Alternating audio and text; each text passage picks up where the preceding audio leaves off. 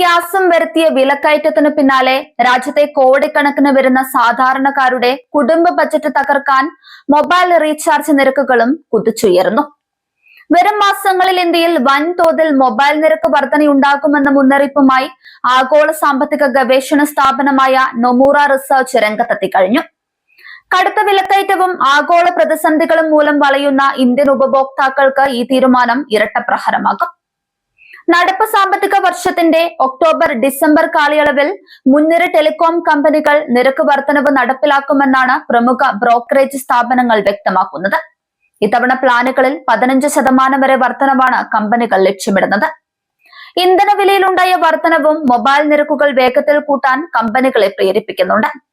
Telecom ടവറുകളുടെ പ്രവർത്തന ചെലവിന്റെ 40% വരുന്നത് പവർ ഇന്ധന ചെലവുകളാണ്. പെട്രോൾ, ഡീസൽ വില വർദ്ധിച്ചതോടെ ടവറുകൾ പ്രവർത്തിപ്പിക്കാനുള്ള ചെലവ് കുത്തനെ ഉയർന്നു.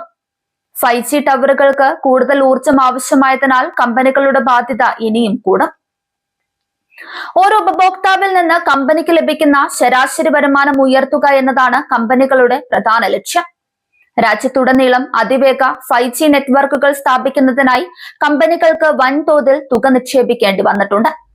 സർക്കാർ സ്പെക്ട്രം ലൈസൻസിനായി വലിയ തുകയടക്കേണ്ടതും വർദ്ധിച്ചുവരുന്ന പരിപാലന ചെലവുകളും നിരക്ക് കൂട്ടാൻ കാരണമായി കമ്പനികൾ ചൂണ്ടിക്കാണിക്കുന്നുണ്ട്.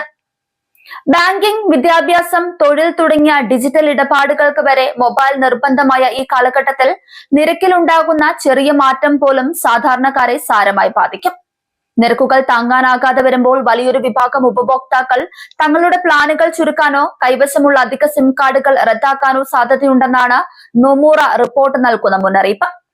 അതേസമയം ജപ്പാൻ, കാനഡ തുടങ്ങിയ വിദേശ രാജ്യങ്ങളെ അപേക്ഷിച്ച് ഇന്ത്യയിലെ ബ്രോഡ്ബാൻഡ് ഇന്റർനെറ്റ് നിരക്കുകൾ വളരെ കുറവാണെന്നും അതിനാൽ ബ്രോഡ്ബാൻഡ് വിപണിയിലെ മാറ്റങ്ങൾ ഉപഭോക്താക്കളെ വലിയ രീതിയിൽ ബാധിച്ചേക്കില്ലെന്നും റിപ്പോർട്ടിൽ വ്യക്തമാക്കുന്നുണ്ട്.